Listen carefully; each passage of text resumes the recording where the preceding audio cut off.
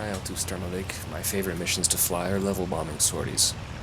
On multiplayer servers, a well-executed level bombing run can rocket you and your squadron to the top of the leaderboard, and help shift the tide of the campaign. My introduction to IL-2 multiplayer was through high-altitude level bombing in formation. When I started this hobby, I had a simple joystick, I couldn't easily identify planes, and I was an abysmal dogfighter. Level bombing allowed me to use my cheap hardware and still score points while making friends in the community. I took off from airfield A-20 and climbed to 1,000 meters to my first waypoint at Balleroy in 2609. I chose 1,000 meters because it was at cloud level and because 1,000 meters is often listed as a wind reading in the drop-down tab in the bomb site. My target is the railway station in 2714 TAC 5. Rail yards are excellent targets for level bombing. I've planned my approach so that my heading will line up with the length of the rail yard. The point where you line up on your final stretch of the bombing run is called your initial point, or IP. I'm going to use the town of Malteau and the river in 2612 TAC 1 as my initial point. The level bombing site in IL-2 can be intimidating. Following a few simple steps will make it easy to use. The best bomber pilots will plan and anticipate what their inputs will be long before they reach their initial point. The goal is to take the information that will be shown in the instruments in the top left of the screen at your initial point and input them using the dials in the top right and bottom left of the screen to generate the proper output in the bomb site in the center of the screen. Here, I've dialed in my altitude at 1,000 meters.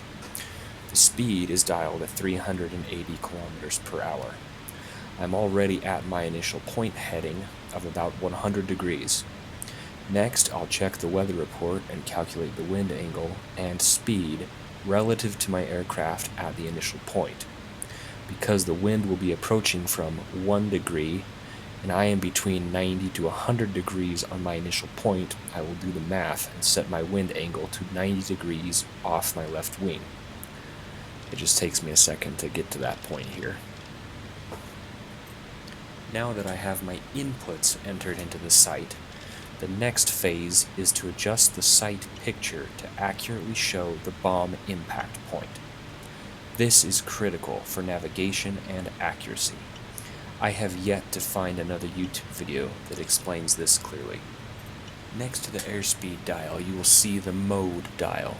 In Allied aircraft, you will find a target mode, indicated by the crosshair symbol, and a view mode indicated by the eyeball symbol. The goal is to adjust the view in view mode so that when it's at the same angle as the locked target mode, the site picture is the same. The vertical angle is indicated around the edge of the bomb site lens. If you look around the 55 degree mark, you will see a needle inside of an arch. In target mode, both of these will be locked on the bomb impact point angle. You cannot adjust the lens in target mode. The bombs will fall within the black circle in the center of the lens in target mode. The problem with this is that it is not adjustable to track along your approach to the target. This is why we need to calibrate the view mode on 2 axes. To do this, I make sure the vertical axis, indicated by the needle within the arch in the lens in view mode, matches the fixed needle and arch in target mode. I do this by adjusting the further closer switch and toggling between view mode and target mode to make sure they match up. Next, we need to align the horizontal axis by adjusting the little red triangle above the view direction at the top right of the screen between the negative 40 degrees and the positive 40 degrees arc. The goal is to make sure that the little red triangle in view mode is in the same place as the locked little red triangle in target mode on this axis. This is adjusted with the left-right switches. I quickly toggle the view mode and the target mode back and forth to check for accuracy after making adjustments. Here the turbulence is bouncing the red triangle all over, so it's taking a little more fine-tuning and some guesswork. Rapidly toggling between the target and the view mode helps you notice the minor corrections that need to be made.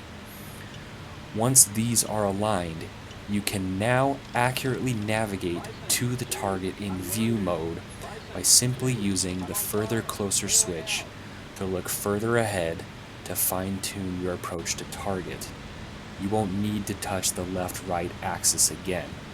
You can track the target until you get close enough to toggle the target view and drop your bombs.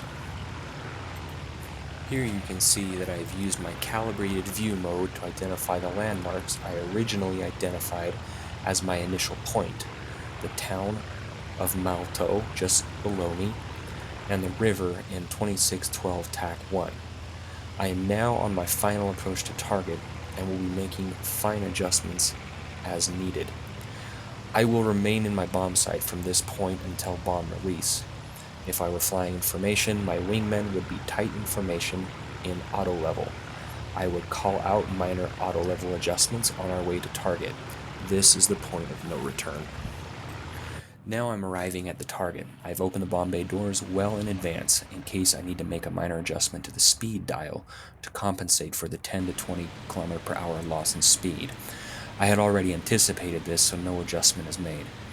I set bombs to drop all with all bombs set to yellow.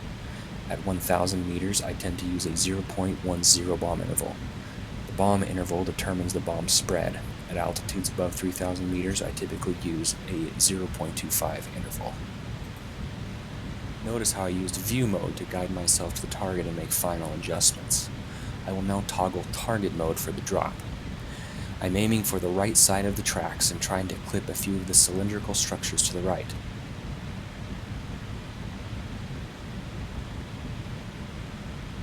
Drop. Once the bombs are away, I will close the bomb bay doors and turn to my egress heading, staying evasive to avoid the flak. Now, let's watch the drop from a few more angles.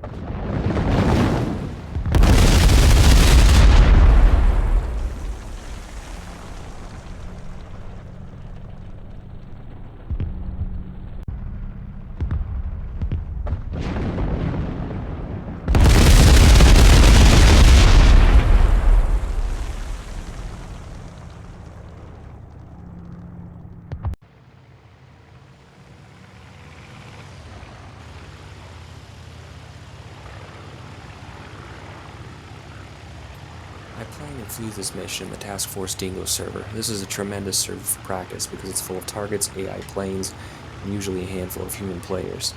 Flak could still be dangerous, and I just had a lucky sortie. A level bombing run, especially a solo run at 1,000 meters altitude, is almost always suicide. I only did this because I had limited time to make this video, so I couldn't be picky with the weather. I typically level bomb from anywhere from 4,000 to 7,000 meters. Higher is usually better, depending on visibility. The mission results demonstrate the point potential of a single level bombing sortie. Once you drop the bombs, the mission is only halfway over. Surviving is how you make the most points. A good plan means a good chance of survival. I hope this video was helpful and entertaining. Best of luck in your bombing sorties.